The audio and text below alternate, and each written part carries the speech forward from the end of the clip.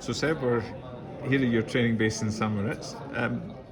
Can you start by telling us, I guess, how you got to this point and what sort of got you started in athletics in the first place? Oh, I was always growing up. I loved to play football. Like probably every. Shall I look into your eyes? Just look, yeah.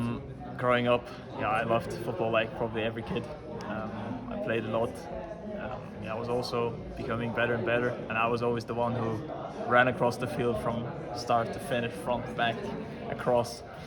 And I was, always really very athletic, but not really pushed by my parents, just from myself. I always wanted to run, always wanted to do something, always had energy.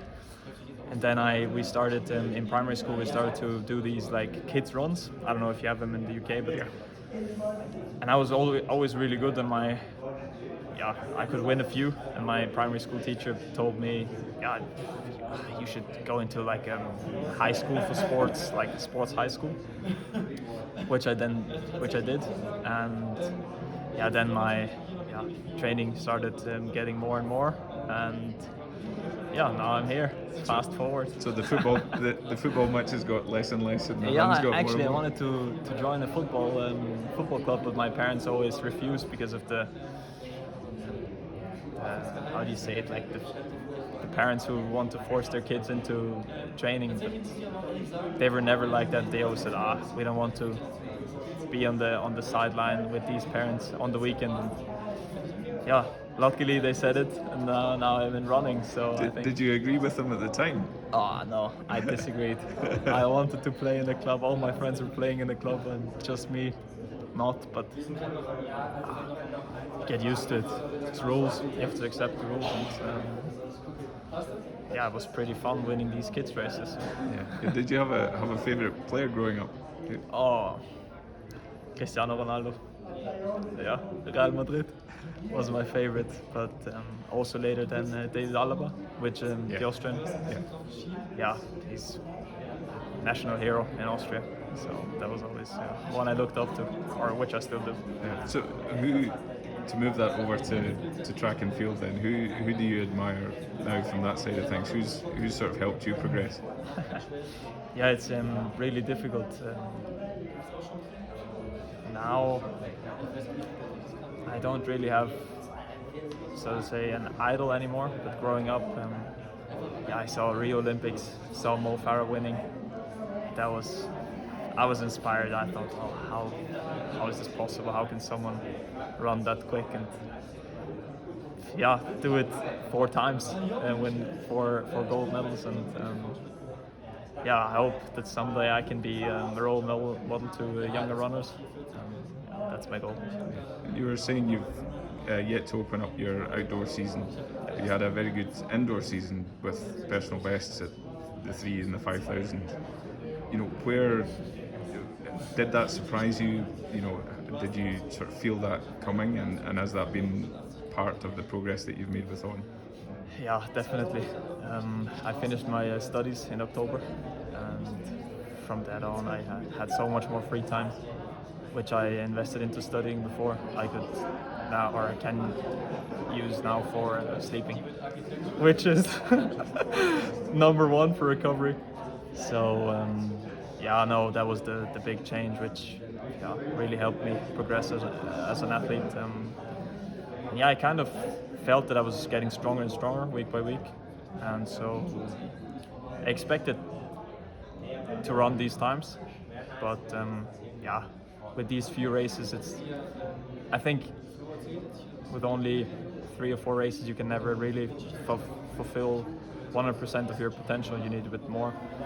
So I'm really looking forward to the outdoor season because I progressed again, and I hope to run quicker. Yeah, what's it like training in Thomas's group? Oh, it's fun. Yeah. Oh yeah, we have a lot of fun. We joke around. Now you can feel that we're getting closer to competitions because we reduce training, and then more energy becomes free. So we joke around more, do more nonsense. So now it's really fun. I enjoy it a lot, and it's a very collaborative approach, which I really appreciate because we all have ideas, we all have inputs, and yeah, he takes them up, evaluates them, and maybe applies them. And if they're garbage, maybe not. But yeah, I like the approach, and it's perfect. It's good if you've got spare energy that you're kidding around rather than everyone getting tense and annoyed with each other. Oh yeah, definitely. I mean, when we're in base training, everybody's just so tired at dinner that sometimes we just sit there and eat. But now you can feel the energy in the house, and it's really fun. So what are your ambitions for the summer ahead? What does the summer look like for you? Run quick, reduce my times, maybe qualify for major championship. But mainly just to progress, become better and better every day, every week. That is the big goal. Yeah, is that the key, not to look sort of too far ahead, just next thing? Yeah, I think you should always look into tomorrow. What can I do better? How can I improve? And then the fast times will come. I think if you always focus too much on what splits do I need to hit, what do I need to run, then you, I don't know, burn out maybe, so to say a bit. But if you always try to improve, then your times will also improve.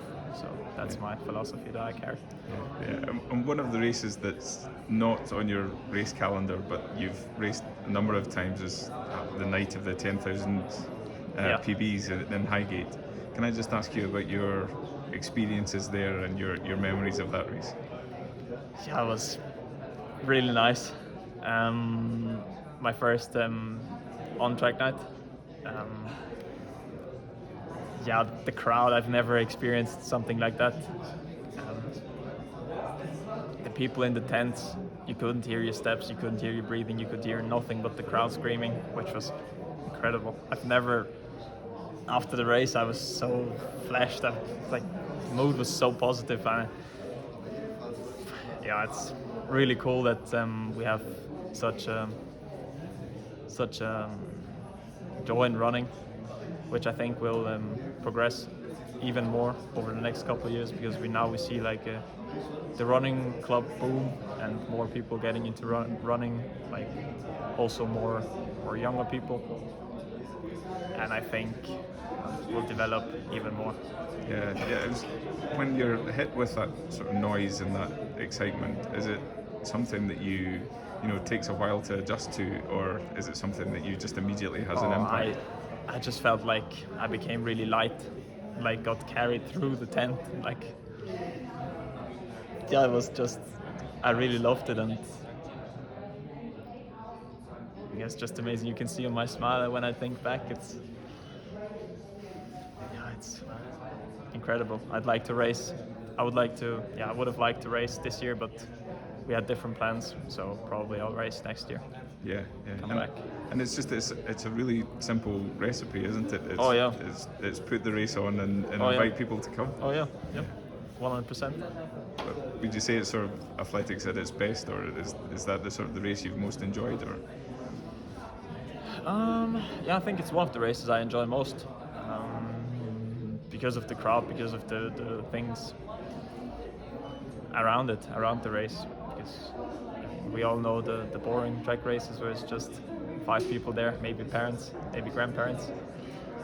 But this is a whole different thing with singer-songwriters there and people performing live, maybe a barbecue stand where you can get something to drink, to eat, and people partying on the sideline is amazing.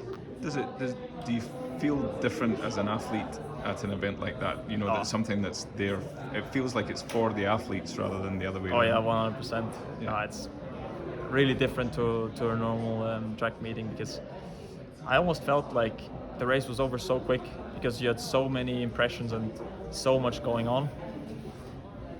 There was just the 25 laps just flew. I was like, 5 laps to go, what? How did that happen? It's like, okay, it's okay, I'll take it as well. But